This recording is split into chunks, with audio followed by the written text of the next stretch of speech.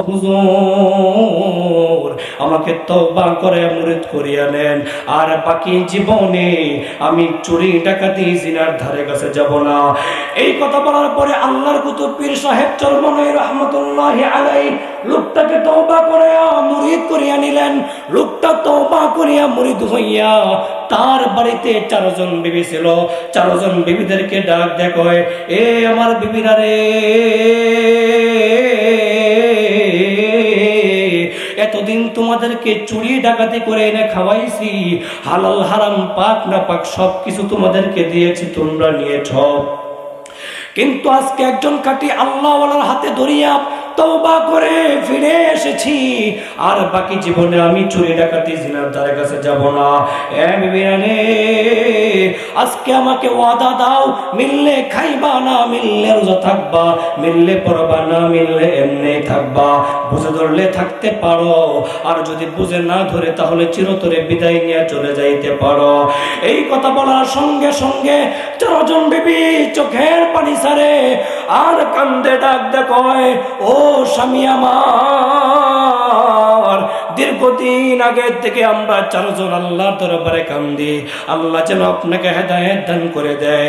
ও স্বামী আমার, আপনি বাহিরে মদ পান করে ঘরে ফিরতেন, মদ পান অবস্থায় ঘরে এসে মাতলামি করতেন, কিন্তু আমরা কিচ্ছু বলার সাহস পাইতাম না। মনের মধ্যে ভয়, আপনাকে কিচ্ছু বললে আপনি আমাদেরকে মারবেন, নির্যাতন করবেন, অত্যাচার করবেন। কিন্তু নীরবে বসে বসে আল্লাহর দরবারে কান্না করতাম, আল্লাহ যেন আপনাকে হেদায়েত দান করে দেয়। ও স্বামী আমার, আপনি বাহিরে অন্য মহিলার সঙ্গে জিনা করে ঘরে ফিরতেন, এগুলো আমরা বুঝতে পারতাম, বোঝার পরও কিচ্ছু বলার সাহস আমরা পাইতাম না। মনের মধ্যে ভয়, আপনাকে কিচ্ছু বললে আপনি আমাদেরকে মারধর করবেন, আমাদেরকে নির্যাতন করবেন, অত্যাচার করবেন। নীরবে বসে বসে আল্লাহর দরবারে কান্না করতাম, আল্লাহ যেন আপনাকে হেদায়েত দান করে দেয়। ও স্বামী আমার, আপনি বাহিরে মারামারি করে, বাহিরে ডাকাতি করে, মানুষ হত্যা করে, মানুষকে খুন করে, রক্ত মাখা শরীর নিয়ে বাড়িতে ফিরতেন।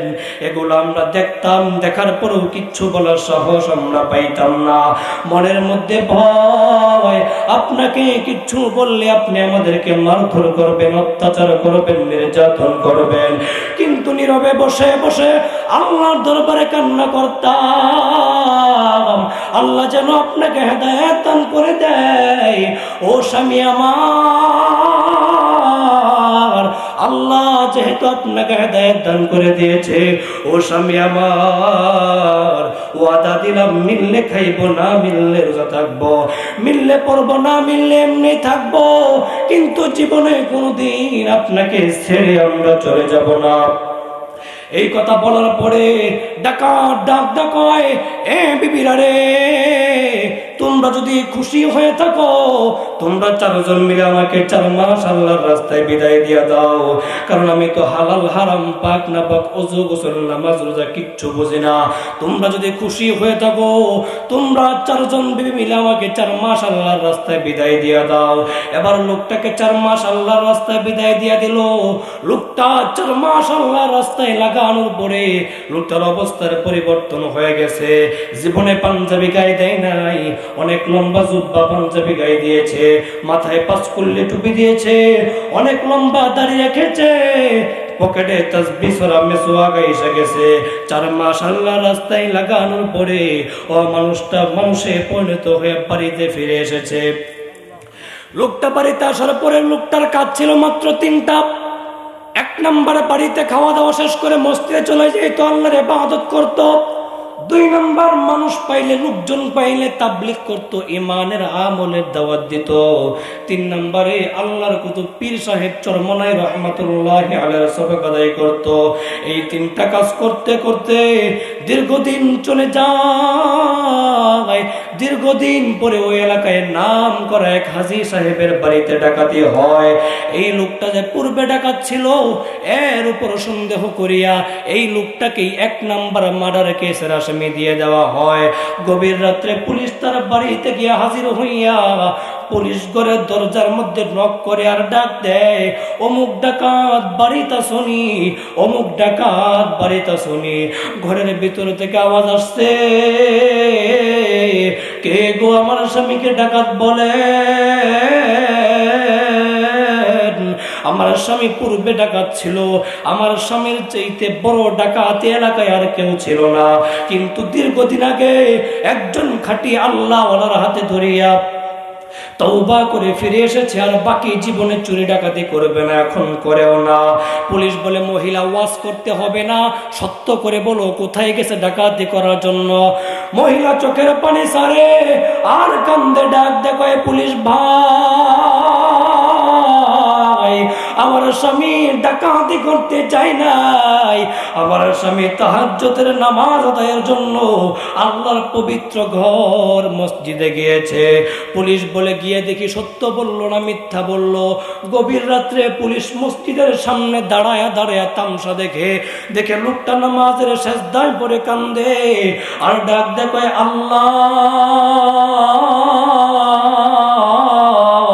আমার চাইতে বড় নাফরমান, আমার চাইতে বড় পাপিষ্ঠ তোমার আকাশের নিচে জমিনের উপরে আর কেউ নাই। ও আল্লাহ, দুনিয়ার সকল মানুষ ঘুমায় গেছে, পশু পাখি পর্যন্ত ঘুমায় গেছে, কিন্তু আমি তোমার পাগল এখনো পর্যন্ত ঘুমাই নাই। আল্লাহ, তুমি কি আমাকে মাপ দিবা না? যদি মাপ দাও তাহলে সেজদা থেকে মাথা উঠাবো, আর যদি মাফ না দাও তাহলে সেজদা থেকে মাথা উঠাবো না। এইভাবে কানতে কানতে ফজরের নামাজের আযান দিয়া দেয়। লোকটা ফজরের নামাজ আদায় করিয়া আল্লাহর কুতুব পীর সাহেব চরমনাই রহমাতুল্লাহি আলাইহির সবক আদায় করিয়া ইশরাকের নামাজ আদায় করিয়া মসজিদ থেকে যখন বের হয়ে যায়, পুলিশ তার সামনে রিপোর্ট হাজির করে দিয়েছে, এই যে দেখো অমুক দিন দিবাগত রাতে অমুক হাজী সাহেবের বাড়ি তুমি ডাকাতি করেছো, 1 নাম্বার মার্ডার কেসের আসামি। সঙ্গে সঙ্গে লোকটা চোখের পানি ছাড়ে আর কান্দে, ডাক দেখায়, পুলিশ ভাই,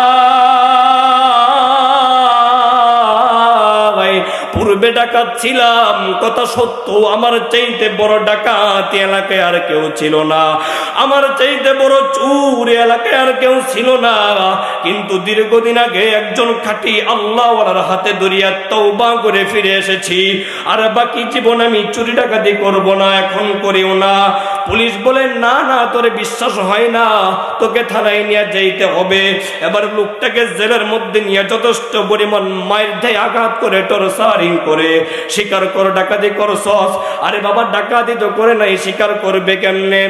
অনেক নির্যাতনের পরে পুলিশ ডাক দেখায়, তোরে অল্প একটু সময় দিলাম, বুঝে শুনে স্বীকার করবে ডাকাতি করছস। এ বাবা, ওইখানে বুঝবে কারো সঙ্গে, ওইখানে বোঝার মতো দুনিয়ার আপনজন তো কেউ নাই, বুঝলে একমাত্র কার সাথে বুঝতে হবে? আরেকটা আওয়াজ দিয়ে বলুন, কার সাথে বুঝতে হবে? এবার লোকটা তাড়াতাড়ি ওযু বানায়া 2 রাকাত নামাজ আদায় করিয়া দ্বিতীয় রাকাতের দ্বিতীয় সিজদায় পড়িয়া আল্লাহর দরবারে কান্দে আর কান্দে, ডাক দেখায়, মালিক, তুমি তো জানো আমি মিথ্যা মামলার আসামি গো মালিক। ও মালিক,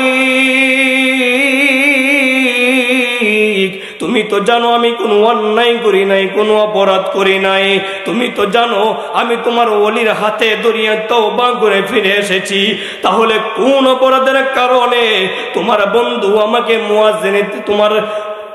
তাহলে কোন অপরাধের কারণে আজকে আমি জেলের মধ্যে আবদ্ধ হয়ে আছি?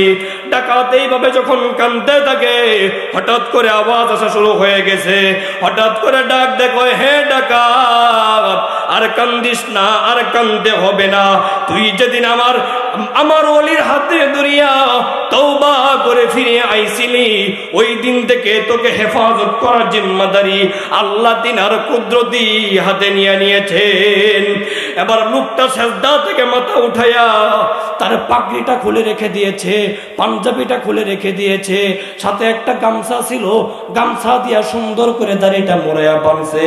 বিচারপতি আসছে, তাকে ফাঁসির কাস্টে ঝুলাইয়া দিবে। বিচারপতি আইসা দেখে মাথার টুপি খোলা, পাঞ্জাবি খোলা, খোলা, সাথে একটা গামছা দিয়ে সুন্দর করে দাড়িটা বেঁধে রেখেছে। বিচারপতি ডাক দেখো, এ ডাকাত, তুই কি পাগল হয়ে গেলি নাকি? বলে কেন গো বিচারপতি, আমি পাগল হব কেন? ডাক দেখো, তোর মাথার টুপি খোলা, পাঞ্জাবি খোলা, আবার গামছা দিয়ে দাড়িটা সুন্দর করে বেঁধে রেখেছো, ঘটনা কি, ব্যাপার কি তা তো বুঝি না। লোকটা চোখের পানি সারে আর কান্দে। ডাক দেখো, এ বিচারপতি গো, অন্যায় যদি করে থাকি আমি করেছি, অপরাধ যদি করে থাকি আমি করেছি।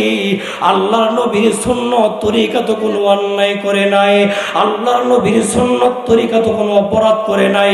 এইগুলো কেন ফাঁসির কাজটি গিয়ে ঝুলে বেইজ্জতি হবে, এই জন্য এগুলো খুলে খুলে রেখে দিলাম।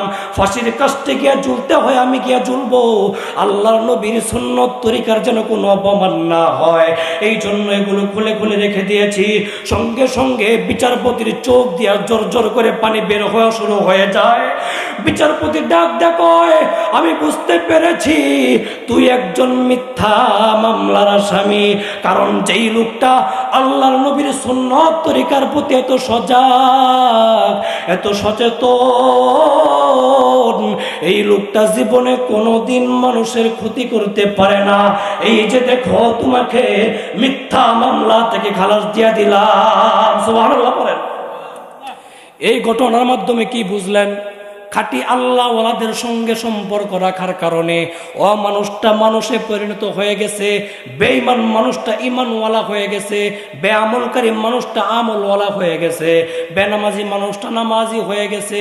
অর্থাৎ ডাকাত থেকে একজন খাঁটি আল্লাহওয়ালার রূপে রূপ ধারণ করেছে। পরিশেষে ফাঁসির কাষ্টে গিয়ে ঝুলবে। আমার আল্লাহ তাআলা ওই ফাঁসির কাষ্টে থেকে তারে বাঁচায়া হেফাজত করে দিয়েছে। এই জন্য মুসলমান ভাইরা আমার আলোচনার মূল পয়েন্টটি এটা, আপনার আমার সকলেরই খাঁটি আল্লাহওয়ালাদের সহবতে থাকার দরকার আছে না নাই? খাঁটি আল্লাহওয়ালাদের সহবতে থাকবেন, বড় বড় আলেমদের কাছে যাবেন, চরমনায় যাবেন, উজানি যাবেন, ডালকানগরে পীর সাহেব হুজুর কাছে যাবেন, বড় বড় ওলামায়ে কেরাম যেখানে আছে, আল্লাহওয়ালারা যেখানে আছে, সেখানে তাদের সহবতে থাকবেন এবং ঈমান এবং আমলকে মজবুত করবেন। আল্লাহ তাআলা যেন যেই কথাগুলো বললাম সর্বপ্রথম আমাকে এবং আপনাকে সকলকে আমল করা তৌফিক দান করে, সবাই বলি আমিন। সবাই আমার জন্য দোয়া করবেন, আমি আপনার জন্য